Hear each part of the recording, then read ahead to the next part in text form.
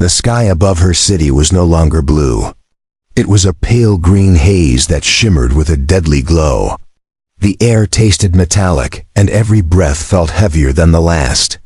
She adjusted the mask over her face, but it made little difference.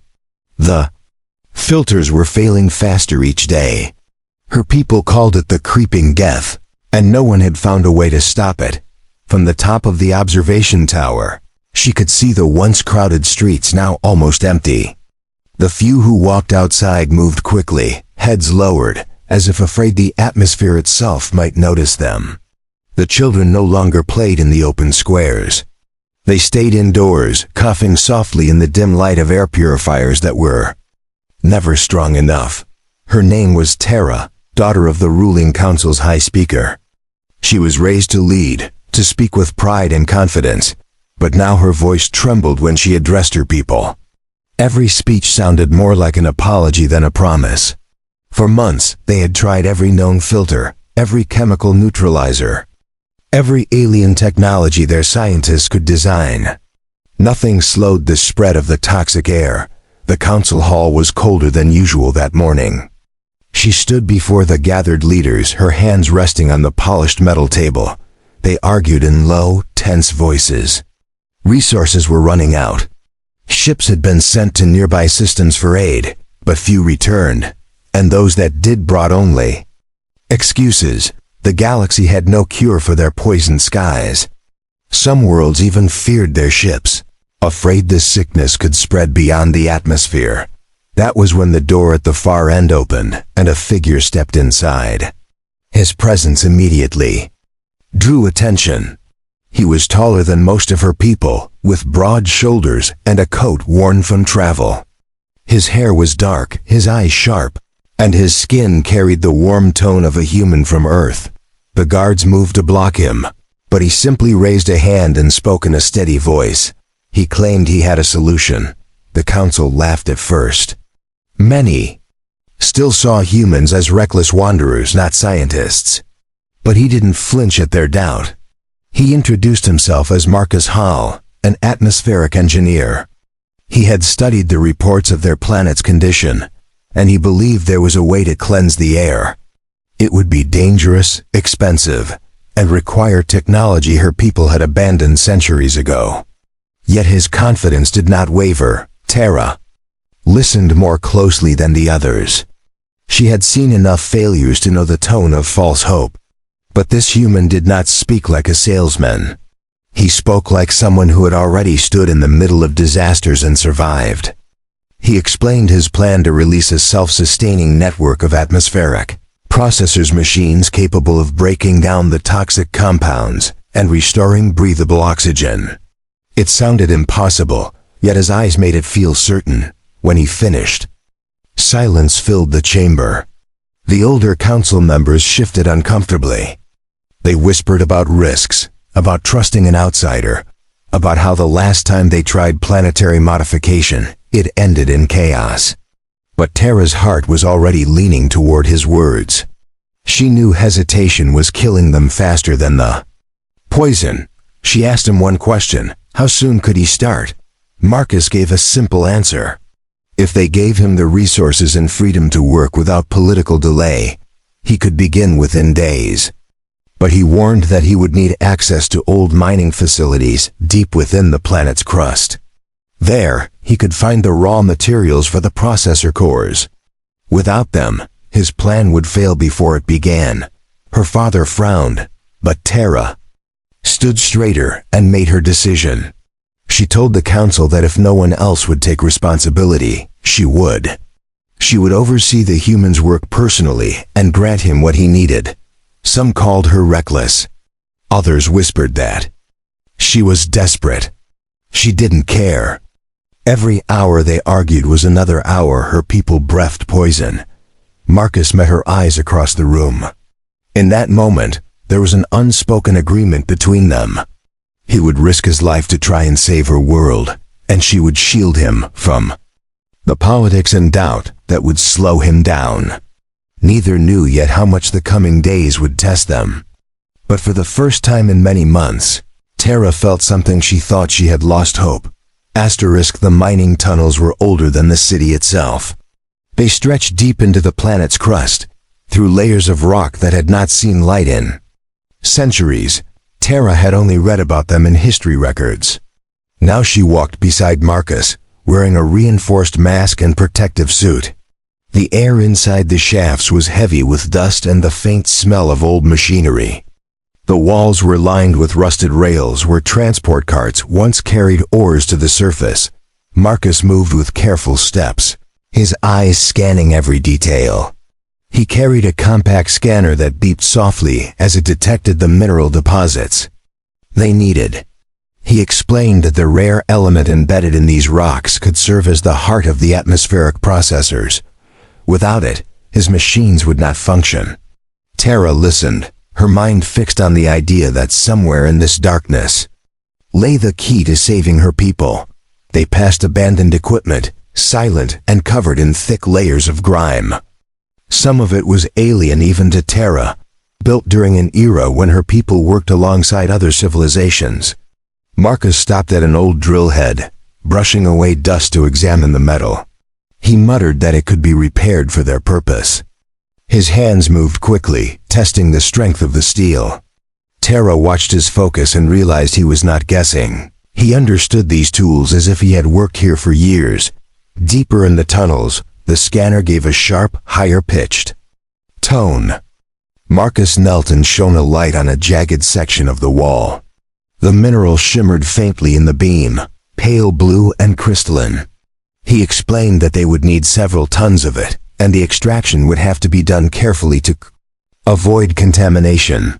Tara knew it would take time, but she also knew that every hour the poison above grew worse. She contacted her father through her comlink, informing him of the discovery. His voice was strained.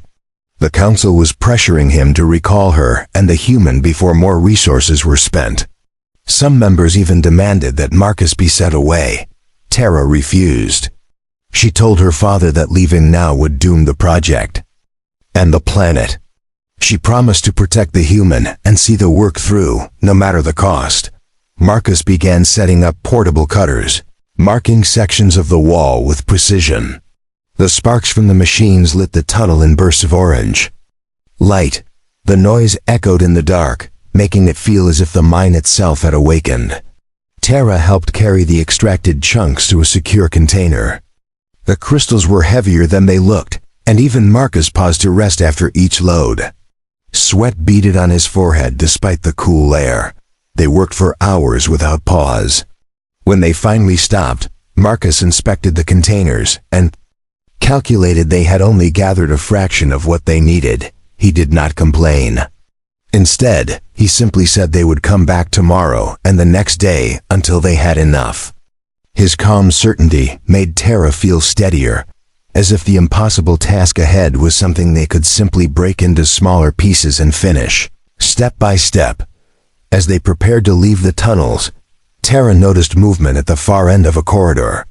She froze, her hand going to the small sidearm she carried. Marcus followed her gaze and frowned. The shadows shifted, and a group of masked figures emerged. They were armed and wore the insignia of the outer faction, a political group opposed to the council. Their leader stepped forward, his voice muffled by his mask. He accused them of wasting resources and ordered them to hand over the minerals. Tara stood her ground. She told the faction leader that this mission was the only chance their people had. He laughed bitterly and said their survival depended on abandoning the surface entirely, not wasting time on impossible repairs. Marcus stepped forward, his tone steady but sharp.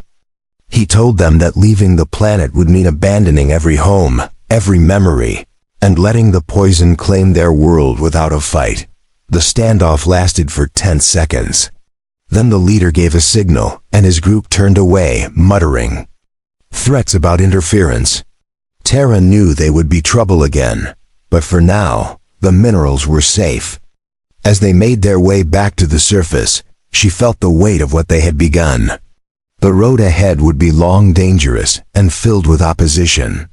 But beside her, Marcus carried the first container of crystals, and in that simple act, She saw the future they were trying to protect.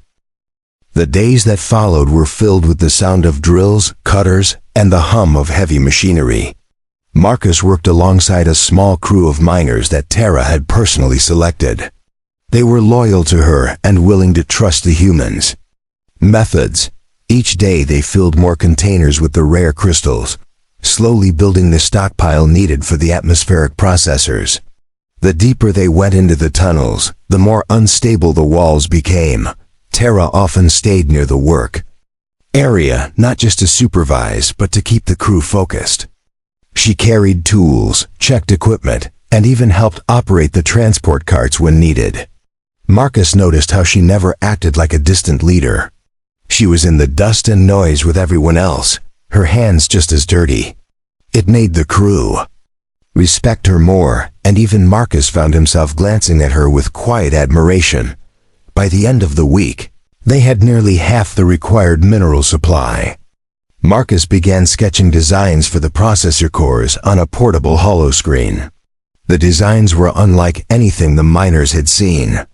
They showed huge towers equipped with long, venting arms and rotating purifiers that would release a cleansing compound into the atmosphere. The compound would bond with the toxins and break them down into harmless elements over time. One evening, as they were preparing to leave the tunnels, the airlock control panel flickered and died. Without warning, the heavy blast doors began to seal, trapping them inside. The crew reacted in panic, but Marcus rushed forward, prying open a side panel and pulling wires. Sparks flew as he forced the system to reboot. Tara stayed beside him, shining her flashlight so he could see. The doors froze halfway, then began to open again. It was a narrow escape, but Marcus kept his expression calm. Later, in the camp, near the mine entrance, Tara asked if the failure was just bad luck. Marcus shook his head and said it felt deliberate. Someone had overridden the system from a remote console. That meant the outer faction, or another group, was trying to sabotage their progress. The thought tightened the air between them. They knew that the closer they came to completing the project, the more enemies would try to stop them. To counter the threat, Tara ordered additional guards for the mining site. She also had Marcus move the stored minerals to a secure underground vault closer to the city. Every shipment was escorted by armed patrols. It slowed their work, but it also kept the stockpile safe. Marcus didn't argue. He understood that a single attack could erase weeks of progress. 2 days later, Marcus took Tara to a separate section of the mine where he had set up a small workshop. Inside, the first prototype processor core was taking shape. It was a cylindrical structure lined with conduits and fitted with a rotating energy chamber. When activated, the chamber would generate enough force to release the compound into the upper atmosphere. The design was compact enough to be built and tested before the full network was constructed. Tara ran her hand over the metal surface, feeling the smooth precision of the parts. She asked how long it would take to build the full network. Marcus replied that if the prototype worked, they could have enough units in place within 3 months. But if it failed, they might not have time to try again. The weight of those words sank into her like a cold stone. That night, a storm rolled over the city. The toxic clouds glowed faintly in the flashes of lightning, making the sky look alive. From her quarters, Tara watched the rain streak down the windows. It was not clean water, but a faintly acidic drizzle that burned plants and left pale stains on metal. She thought about the children trapped indoors, breathing stale air, and about how this human stranger had become their only hope. Marcus was in the engineering bay, running simulations on the processor core. The hum of the machines filled the space as holographic readouts displayed the projected results. His calculations showed promise, but he still needed more mineral refinement to make the compound stable. As the data scrolled before him, he thought of Tara's steady gaze and her refusal to give up. He knew he had to succeed, not just for the planet but for the trust she had placed in him. The morning began with a low rumbling vibration under the ground. At first, the miners thought it was another drill starting up, but the sound grew louder and sharper. Dust drifted from the tunnel ceiling as the vibration turned into a jarring tremor.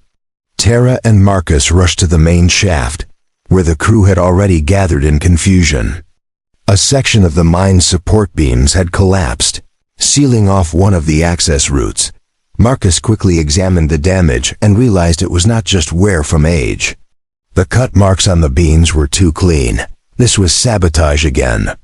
Tara's jaw tightened as she gave orders to secure the remaining entrances. The outer faction was no longer content to threaten. They were now actively trying to destroy the operation. She knew it would slow them down, but abandoning the mine was not an option. They brought in heavy lifters and replacement supports. Marcus worked alongside the miners, helping to weld the new beams into place. The heat from the torches lit the darkness in flashes of orange and white. Sweat ran down his face, but he did not slow. Tara noticed that he had a way of making even the most exhausted crew members keep going, simply by setting an example. His silent determination was stronger than any speech. By midday, the blocked shaft was reopened, and work could resume. The miners cheered lightly, but Tara kept her focus. She had learned that every victory in this project came with a price. While Marcus continued the mineral extraction, she sent a small scout team to track down whoever had entered the mine undetected. She refused to let more sabotage catch them by surprise. Later that day, Marcus asked Tara to follow him to the workshop. He had refined enough mineral to prepare the first full test of the processor core. The cylindrical device stood in the center of the room, connected to cables and readout screens. Marcus explained that this test would not release the compound into the atmosphere yet. It would only measure if the chemical reaction could be sustained at safe levels. Tara agreed to witness it herself. He activated the core, and the rotating chamber began to spin. A faint hum filled the air, rising steadily, until it became a deep vibration they could feel in their bones.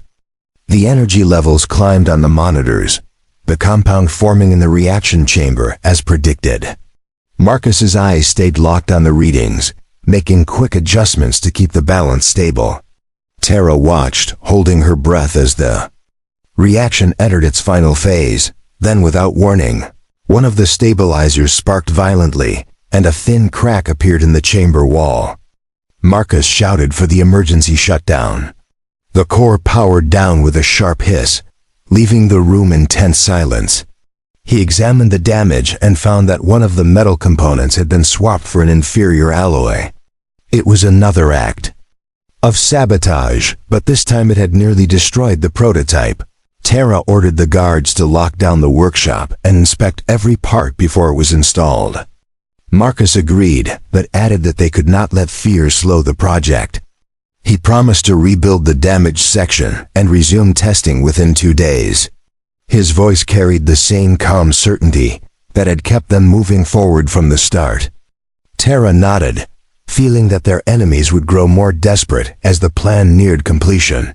That night, the city's air filters failed in one of the lower districts. Dozens of families had to be moved to safer areas.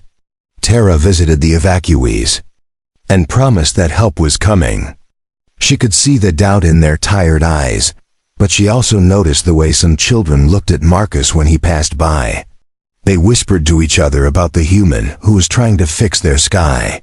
That quiet hope was fragile but alive. Back in the workshop, Marcus worked late into the night, welding the new stabilizer into place. His hands were steady despite the long hours.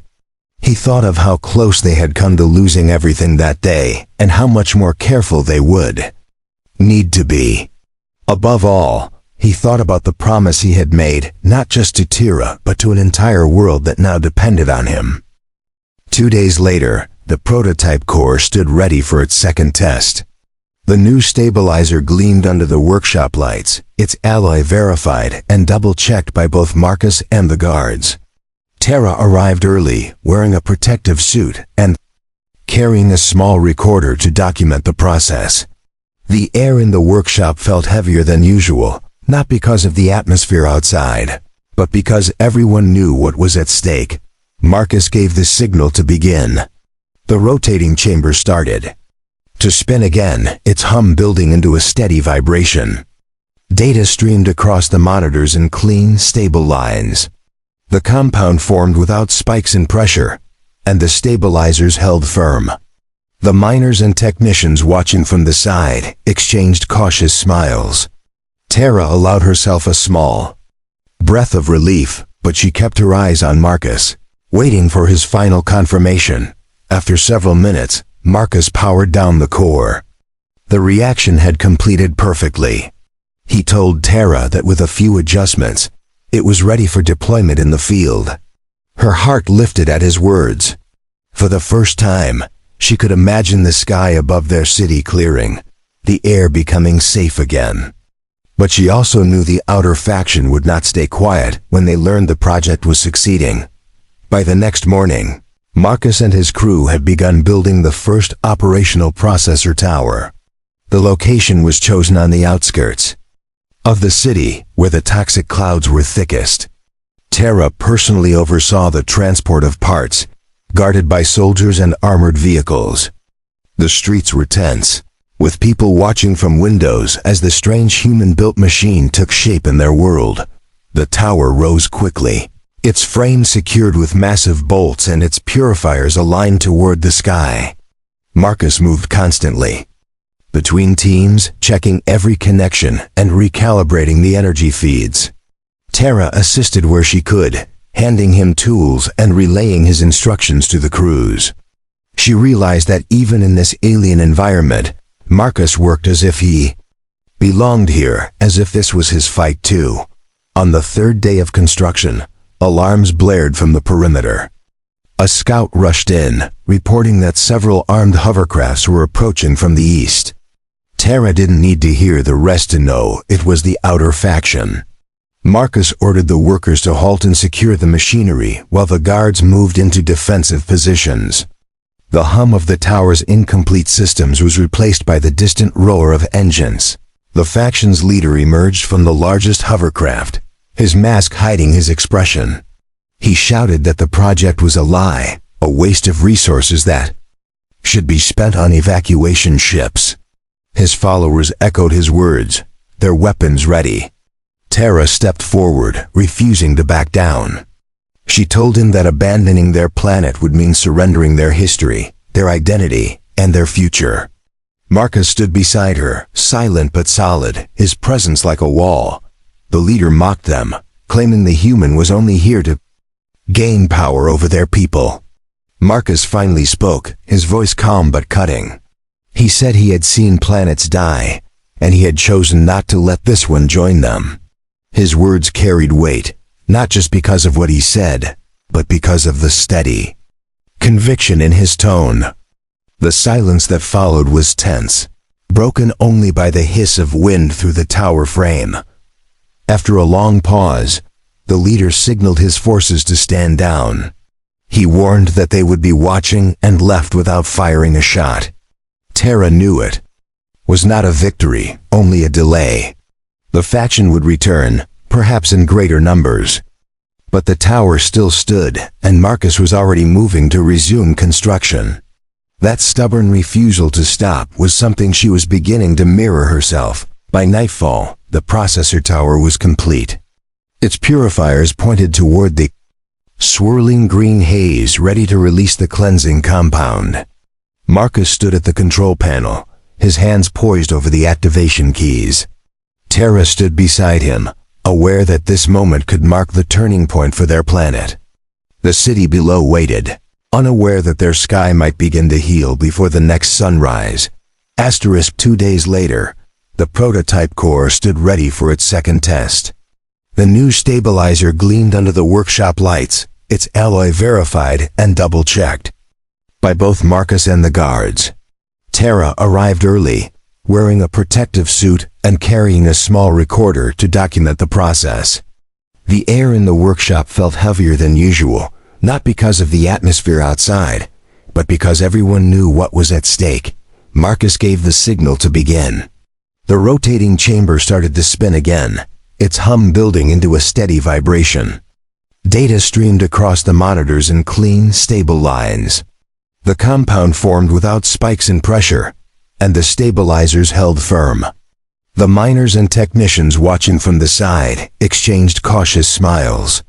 Tara allowed herself a small breath of relief, but she kept her eyes on Marcus, waiting for his final confirmation. After several minutes, Marcus powered down the core.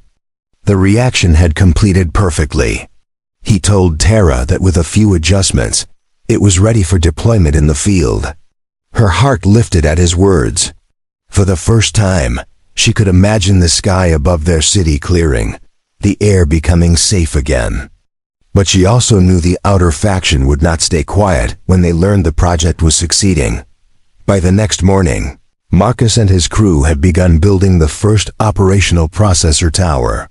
The location was chosen on the outskirts of the city, where the toxic clouds were thickest. Tara personally oversaw the transport of parts, guarded by soldiers and armored vehicles. The streets were tense, with people watching from windows as the strange human-built machine took shape in their world. The tower rose quickly, its frame secured with massive bolts and its purifiers aligned toward the sky. Marcus moved constantly between teams, checking every connection and recalibrating the energy feeds. Tara assisted where she could, handing him tools and relaying his instructions to the crews. She realized that even in this alien environment, Marcus worked as if he belonged here, as if this was his fight too. On the third day of construction, alarms blared from the perimeter. A scout rushed in, reporting that several armed hovercrafts were approaching from the east. Tara didn't need to hear the rest to know it was the outer faction. Marcus ordered the workers to halt and secure the machinery while the guards moved into defensive positions. The hum of the tower's incomplete systems was replaced by the distant roar of engines. The faction's leader emerged from the largest hovercraft, his mask hiding his expression.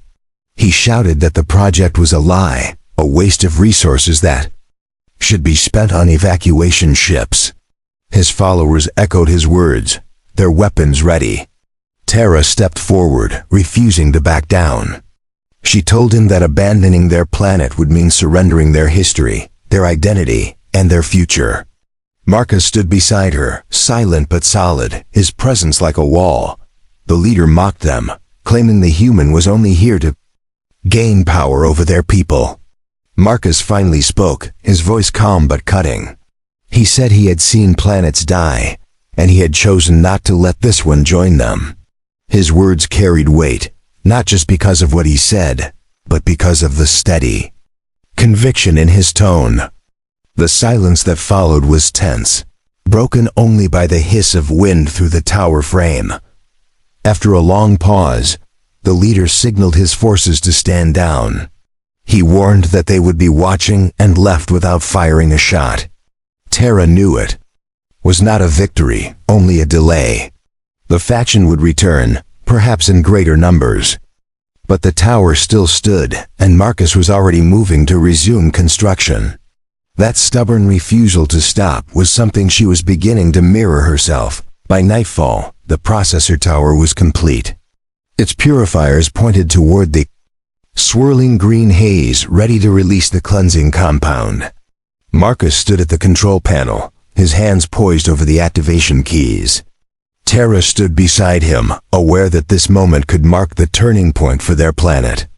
The city below waited, unaware that their sky might begin to heal before the next sunrise.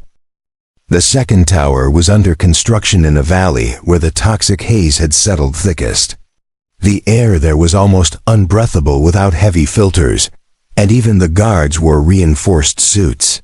Marcus oversaw the assembly, his voice carrying clear instructions over the hum of machinery. Tara moved between crews, ensuring that every part was accounted for and nothing could be tampered with. The memory of the previous sabotage kept her alert. The people of nearby settlements gathered at a safe distance to watch the work. Many of them had never seen Marcus in person before. They whispered to each other, some wary, others curious. Tara noticed how the children stared openly, their eyes wide as if seeing a figure from one of their old hero stories. It reminded her how much their hope had come to rest on someone who wasn't even born on their world. Marcus worked with relentless focus. His hands were quick, and his mind seemed to run several steps ahead of everyone else. When a shipment of key components arrived, he inspected each one personally. Any part that failed his tests was replaced without hesitation. Tara knew that this caution was what had kept the first tower running despite attacks.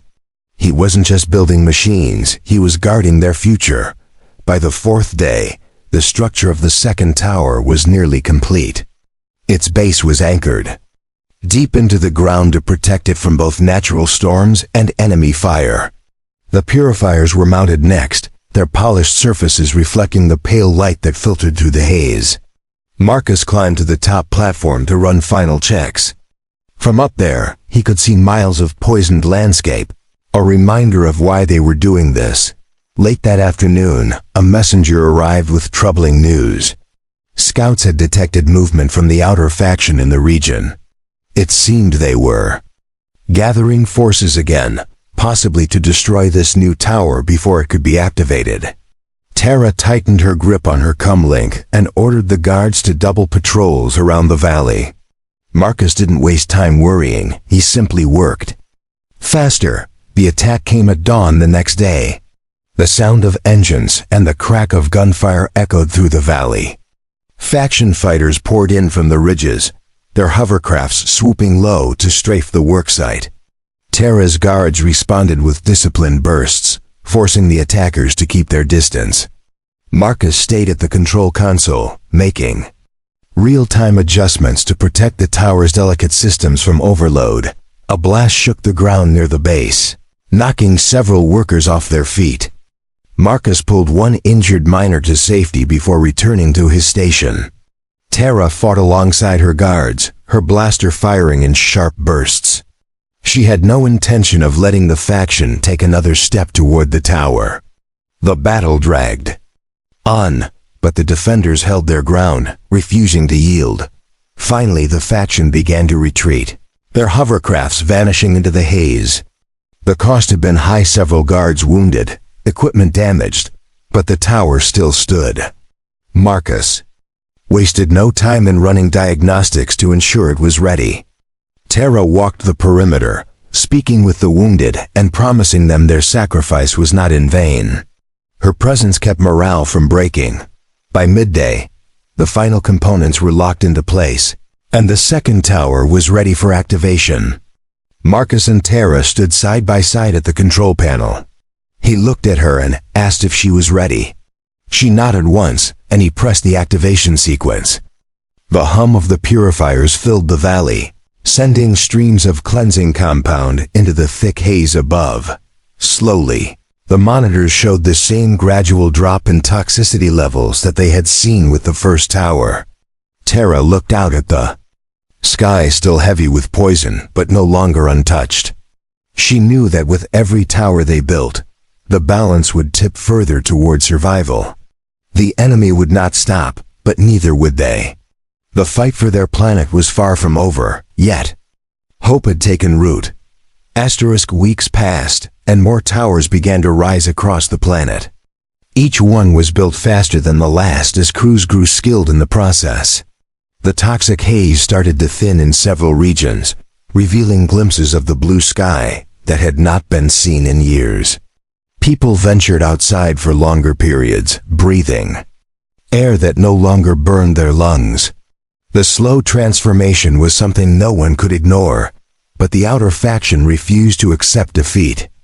They launched raids against supply lines, sabotaged transport convoys, and spread lies to turn the public against the project. Tara faced them in council debates, countering every false claim with proof of the tower's results. Marcus stayed out of politics, focusing entirely on his work. Yet he understood that the war for survival was not only fought with machines, but also with truth. The turning point came when the readings from the first tower showed a dramatic drop in toxin levels. The compound's reach had spread far beyond the city, creating a large, safe zone. Families began moving back into abandoned districts, repairing homes that had stood empty for years. Markets reopened, and children laughed in open courtyards again. The change in atmosphere was not just physical, it was in the spirit of the people. Still, Marcus knew the job was not finished. The final tower, placed at the heart of the most poisoned zone, would ensure complete atmospheric stability. It was also the most dangerous location, deep inside territory the outer faction controlled. Terra insisted on going with him despite the risk. She said she had started this fight with him and would see it through to the end. The journey to the site was tense. Armored transports carried the core components while fighter escorts kept watch above. Several times they detected enemy movement in the distance, but no direct attacks came. Marcus suspected the faction was preparing something bigger, saving their strength for one decisive strike. He worked through the journey, checking and rechecking every part for flaws. When they reached the site, the land was barren and lifeless. The haze here was thick enough to make daylight seem dim. Construction began immediately, with crews rotating shifts to avoid overexposure. Marcus pushed himself harder than anyone, refusing to rest until the frame was standing. Terra coordinated defenses, knowing they could be attacked at any moment. The attack came at night during the final phase of construction. The sound of engines shattered the stillness, followed by a barrage of fire from multiple directions. Hovercrafts and ground units surged toward the half-built tower. Terra's guards returned fire while Marcus stayed at the console, determined to keep the systems intact. Explosions lit the haze, casting the battlefield in flashes of orange and green. A blast struck near Marcus's station, knocking him to the ground. Terra ran to him, pulling him back to cover before another shot hit. He shook off the daze, refusing to leave the controls. With one arm bloodied, he continued linking the processor core to the purifiers. She realized then that nothing, not injury, not fear, would make him abandon his mission. The battle raged until the defenders finally pushed the faction back. The ground was scorched, several vehicles destroyed, but the tower still stood. Marcus made the final connections and brought the system online. The hum of the purifiers rose, steady and unbroken. Streams of cleansing compound rose into the poison sky, spreading into the dark haze. Terra stood beside him, her armor scorched but her eyes unshaken. Over the next days, readings confirmed what they had fought for. The toxin levels fell to the lowest point since the crisis began. The haze thinned until the sky shone clear across the horizon. People filled the streets without masks, breathing deeply as if every breath was a victory. Standing on the highest platform of the final tower, Marcus looked out at the world he had helped save. Terra joined him, saying simply that their planet would remember the human who refused to let it die.